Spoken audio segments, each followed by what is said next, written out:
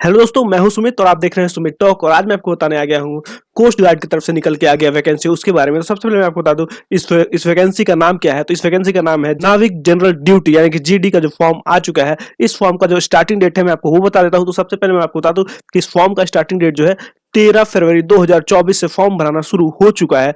वही अगर हम बात करें इस फॉर्म का लास्ट डेट का, तो मैं आपको बता दूं कि इस फॉर्म का लास्ट डेट जो है 27 फरवरी 2024 को ये फॉर्म भराना खत्म हो जाएगा। अगर हम बात करें इसमें जो आपको फी कितना लगने वाला है, एप्लीकेशन फी अगर आप फॉर्म भरते हो तो आपको फी कितना लगने वाला है। तो अगर आप जनरल, ओबीसी और ईडब्ल्यूएस हो तो आपको 300 रुपये का पेमेंट करना है। वही अगर आप एसटी एससी हो तो आपको कोई भी पेमेंट नहीं लगने वाला है, आपको एक भी रुपया नहीं लगने वाला है। 0 रुपये में आप इस फॉर्म को भर पाओगे।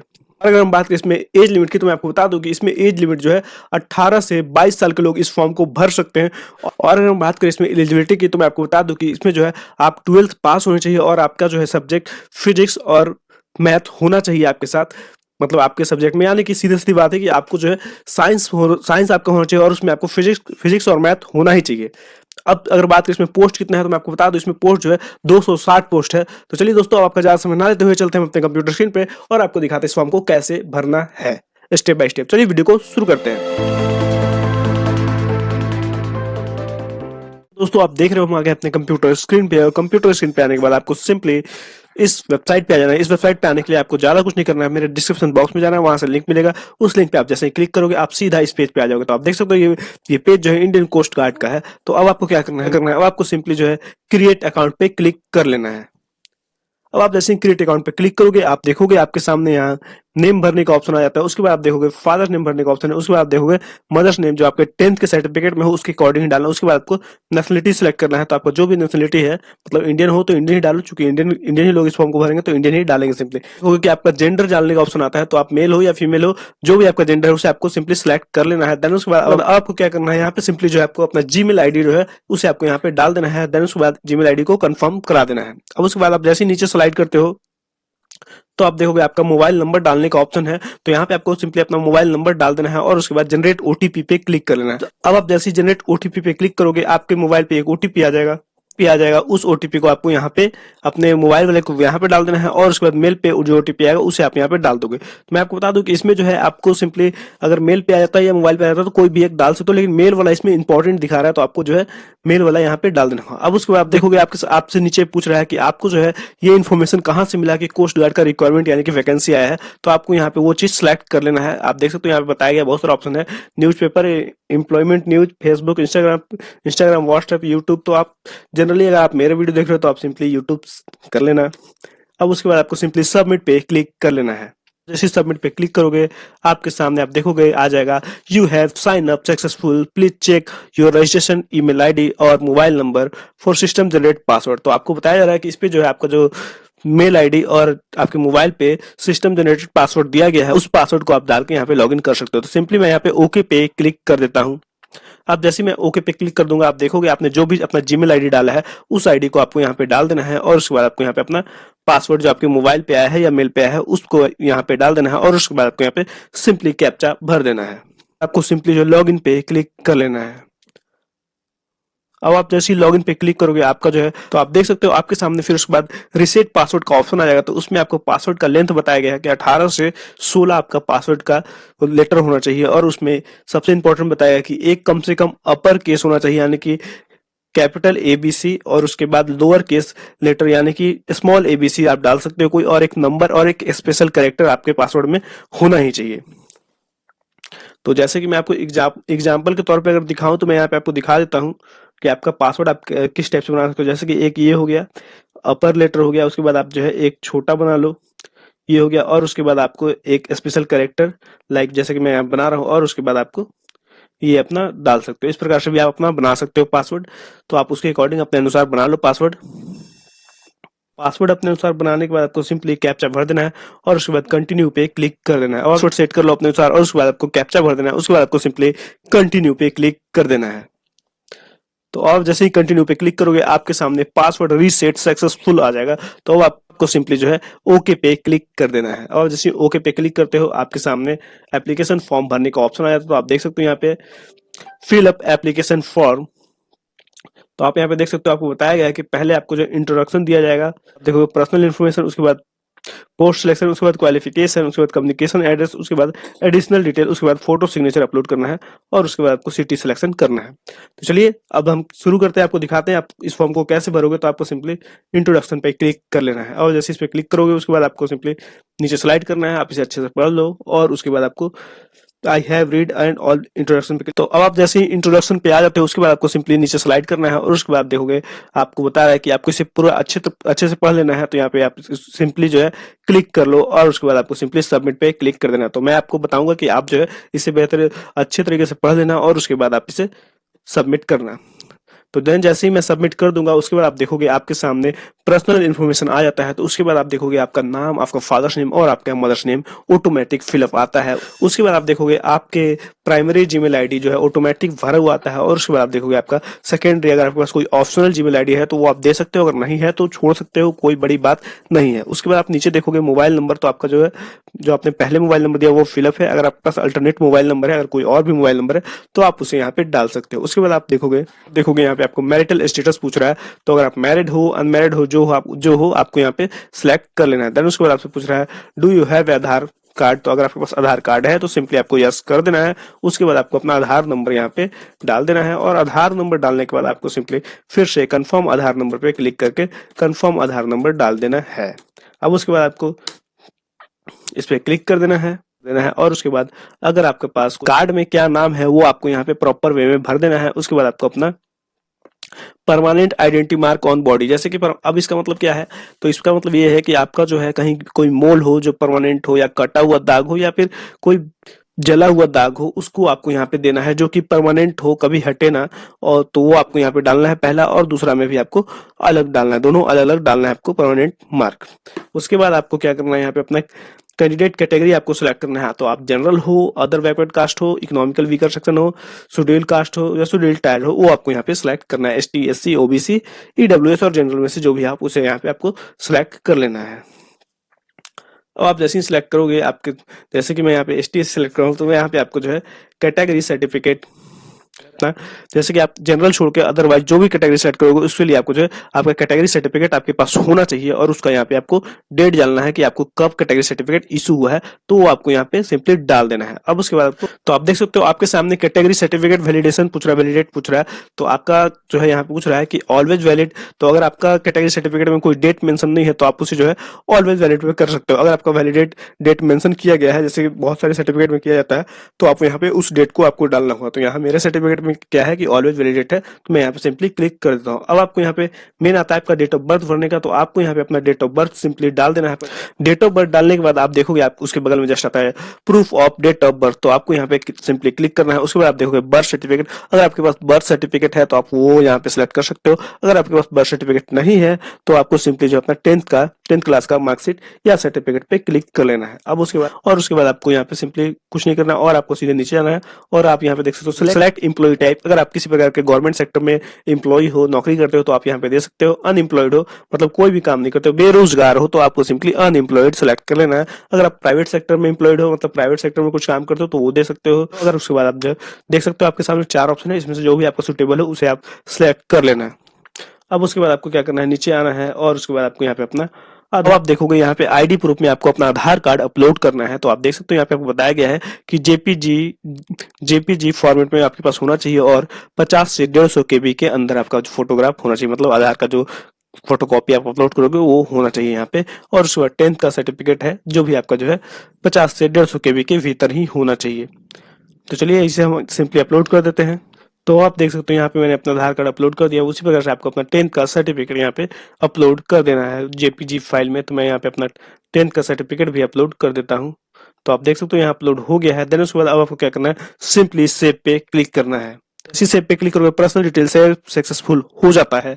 तो अब आप देख सकते हो यहाँ पे post eligible to apply as per date of birth, तो आपके सामने यहाँ पे खुल जाता है नाविक जनरल ड्यूटी। तो आपको सिंपली इस पे क्लिक कर लेना है। जैसे ही आप इस पे क्लिक कर लोगे उसके बाद आपको नीचे जाना है और उसके बाद आपको सिंपली सेव पे क्लिक कर लेना है। तो जैसे ही आप सेव पे क्लिक करोगे आप देखोगे पोस्ट सेव सक्सेसफुल, तो आपको सिंपली ओके कर देना। अब जैसे ओके करोगे आपके सामने फिर से आपका जो है यहाँ पे क्वालिफिकेशन डिटेल भरने का ऑप्शन आ जाएगा। तो आपसे पूछ रहा है do you pass in 10th class, तो आपको सिंपली यस कर देना है और उसके बाद आपको अपना बोर्ड यहाँ पे सेलेक्ट कर लेना है, आपने किस बोर्ड से पास करा है।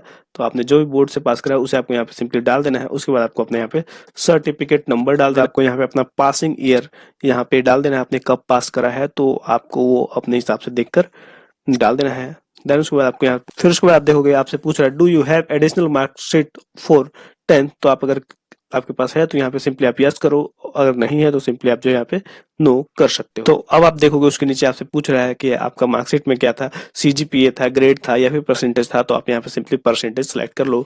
देन उसके बाद आपसे पूछ रहा है कि आपका जो है कितना सब्जेक्ट था 10th में, तो आपको सिंपली उसे यहाँ पे डाल देना है। उसके बाद आपको नीचे स्लाइड करना है और उसके बाद यहाँ पे ऐड सब्जेक्ट का ऑप्शन है, तो आप यहाँ पे ऐड कर सकते हो सब्जेक्ट।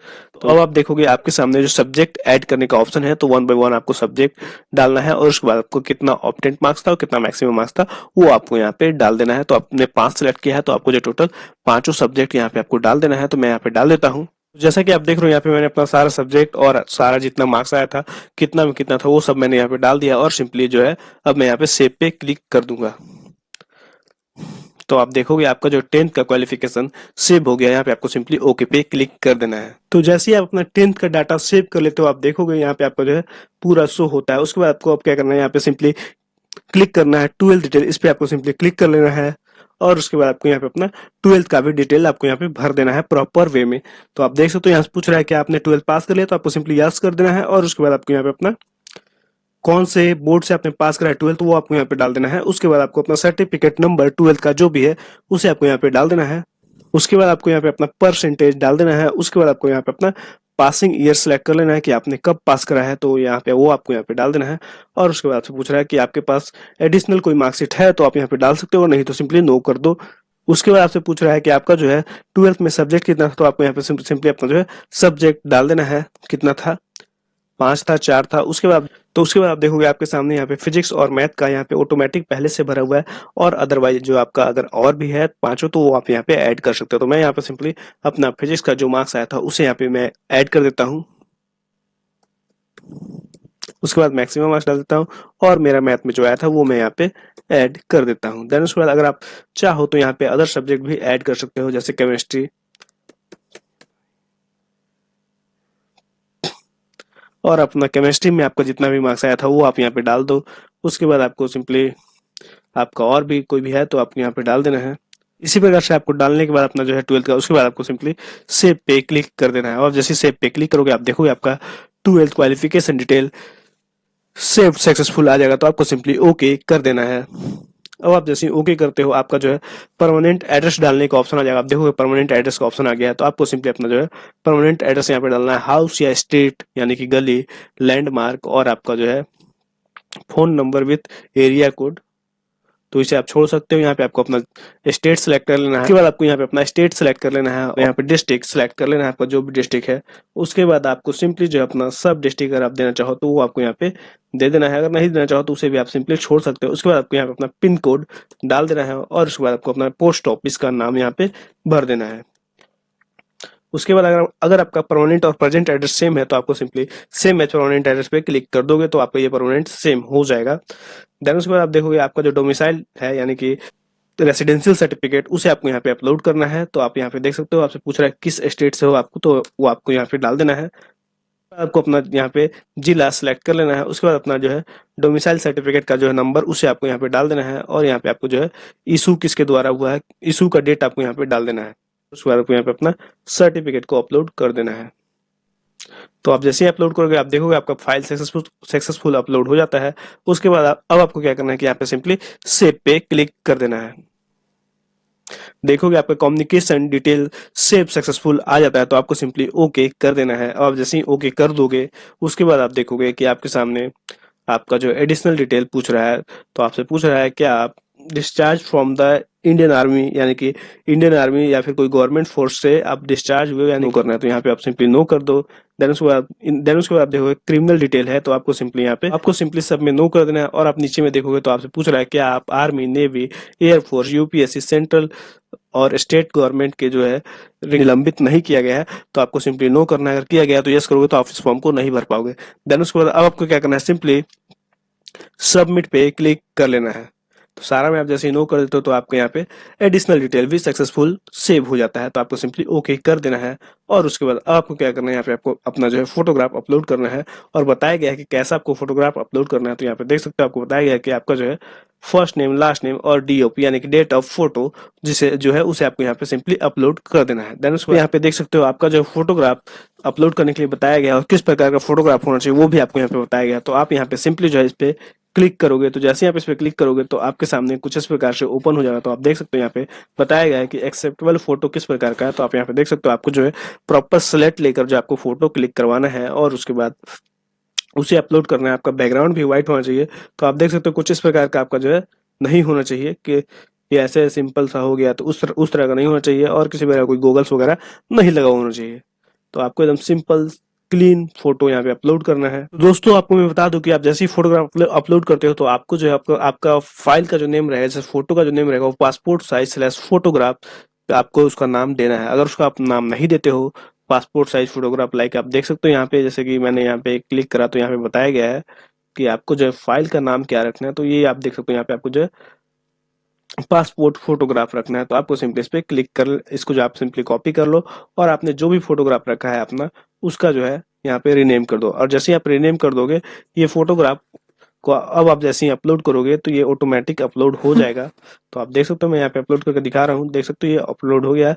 आपको सिंपली आप जैसे ही सिलेक्ट करते हो उसके बाद आप देखोगे आपके सामने यहाँ पे अगर आप कुछ छोटा बड़ा करना चाहो तो कर सकते हो, नहीं तो सिंपली आप यहाँ पे स्किप पे क्लिक कर दो। उसके बाद आपको जो है अपना देखोगे फोटोग्राफ आपका सिंपली बेहतरीन तरीके से अपलोड हो जाता है। अब उसके बाद आपको जो है अपना सिग्नेचर अपलोड करना है। तो मैं यहाँ पे अपने सिग्नेचर पे आ जाता हूँ और इसे सिंपली अपलोड कर देता हूँ।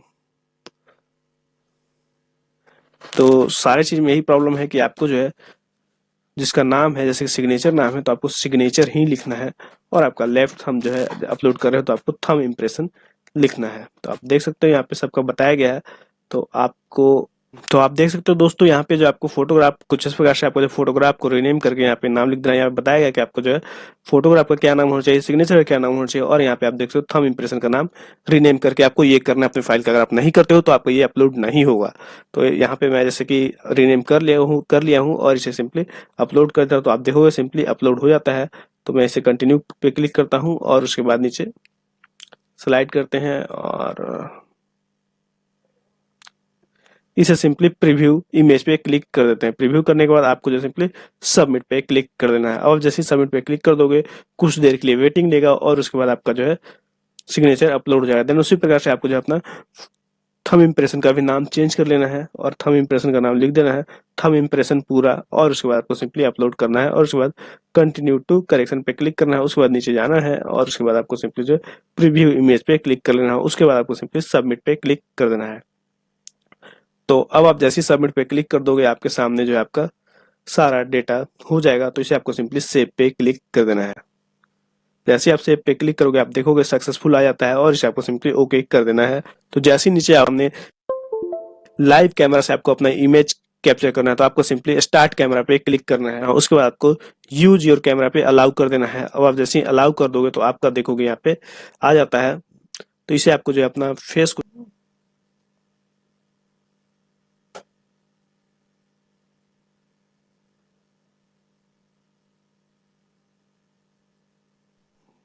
तो दोस्तों आपको लाइव फोटोग्राफ क्लिक करते वक्त जो है आपको अपना कैमरा में प्रॉपर वे में देखना है और आपके पास जो है लाइट सफिशिएंट होना चाहिए। अगर लाइट नहीं होगा तो फोटोग्राफ क्लिक करने में बहुत ज्यादा दिक्कत होगा। तो आपको दोस्तों इस पे ध्यान देना है और अब आपको क्या करना है, फोटोग्राफ लाइव क्लिक करने के बाद आपको सिंपली सेव पे क्लिक कर देना है। तो आप जैसे ही सेव पे क्लिक करोगे आप देखोगे लाइव इमेज सेव सक्सेसफुल आ जाता है। उसके बाद आपको सिंपली ओके पे क्लिक कर देना है। जैसे ही आप ओके पे क्लिक करोगे उसके बाद आप देखोगे आपके सामने जो है, तो अब आप जो है दोस्तों जैसे ही आप अपना फोटोग्राफ क्लिक कर लेते हो उसके बाद आप दोस्तों आप देखोगे कि आपका जो है selection for examination city preference का ऑप्शन आ जाता है स्टेज 1। तो इसमें आपसे पूछ रहा है, से यहाँ पे पूछता है दोस्तों कि क्या आपके सिटी के विद इन 30 किलोमीटर अंदर रेडियस में आपका कोई प्रेजेंट एड्रेस पे जो है ये सेंटर है। अगर आपका है तो यहाँ पे यस करो, नहीं तो सिंपली नो कर दो। देन उसके बाद आपको जो है यहाँ पे अपना फर्स्ट सिटी प्रेफरेंस डालना है, आपका जो भी आपको समझ में आए उसके अकॉर्डिंग डाल दो। देन उसके बाद आपको फिर सेकेंड डालना है तो उसी प्रकार से आपको सेकंड भी डाल देना है, नियरेस्ट डाल सकते हो। उसके बाद आपको सिंपली सेव पे क्लिक कर लेना है और जैसे सेव पे क्लिक करोगे आप देखोगे आपका स्टेज 1 सेव हो जाता है। और उसके बाद आपको जो है यहाँ पे आप स्टेज 2 में आते हो, selection for examination city preference. तो आप देखते हो नॉर्थन ईस्ट जोन आपका यहाँ ऑटोमेटिक सिलेक्ट आता है। और उसके बाद आप सिटी देखोगे तो आपके पास 2 आता है, भुवनेश्वर और कोलकाता। तो आप यहाँ पे दोनों में से किसी दोनों को सिलेक्ट कर लेना है। उसके बाद आप देखोगे यहाँ पे आपको प्रेफरेंस थर्ड में देना है, आप कौन से जोन में देना चाहो एग्जाम, तो वो आपको यहाँ पे डाल देना है। लेकिन 2 यहाँ पे ऑटोमेटिक सिलेक्ट ही है, तो आप उसे देख लेना। तो सारा डालने के बाद आपको सिंपली सेव पे क्लिक कर लेना है और जैसे सेव पे क्लिक करोगे तो आप देखोगे स्टेज 2 प्रेफरेंस सेव हो गया है। देन उसके बाद आपको क्या करना है कि आपको जो है अपना नीचे आना है, आपने जो चीज डाला है वो सारा चीज आपका शो हो जाएगा। तो इसे आपको सिंपली नीचे आकर स्लाइड करना है और उसके बाद अपना सिटी का यहाँ पे आपको नाम डाल देना है डिक्लेरेशन के पास। तो आप यहाँ पे अपना सिटी का नाम डाल दो। उसके बाद आपको यहाँ पे सारे चेक बॉक्स में आपको जो है सिंपली टिक कर देना है। सारे टिक बॉक्स में क्लिक करके डिक्लेरेशन के बाद आपको जो है यहाँ पे पेमेंट का ऑप्शन आ जाएगा। उसके बाद आपको सिंपली पेमेंट कर देना है। पेमेंट करने के बाद आपको एप्लीकेशन प्रीव्यू का ऑप्शन मिल जाएगा। चूंकि मैंने तो आपको यहाँ पे डिक्लेरेशन पे सारे पे टिक कर लेना है प्रॉपर वे में। देन उसके बाद आप नीचे आओगे तो आप देखोगे आपको यहाँ पे पूछ रहा है कि आपने जो है you have seen the preview, तो आपको यहाँ पे सिंपली यस कर देना है। फिर उसके बाद अपलोड आपने सारा डॉक्यूमेंट कर दिया, उसे यस कर देना है और उसके बाद अपने सारा को यस करके सिंपली आपको जो है सेव पे क्लिक कर लेना है। सेव पे क्लिक करते हो आप देखोगे आपके सामने बेसिक इन्फॉर्मेशन आपको आ जाएगा और यहाँ पे डिक्लेरेशन आ जाता है। तो आपको दोनों में सिंपली टिक कर देना है और उसके बाद आपको नीचे स्लाइड करना है और फिर से आपके सामने कुछ बॉक्स आएगा, उसे आपको सिंपली टिक कर लेना है।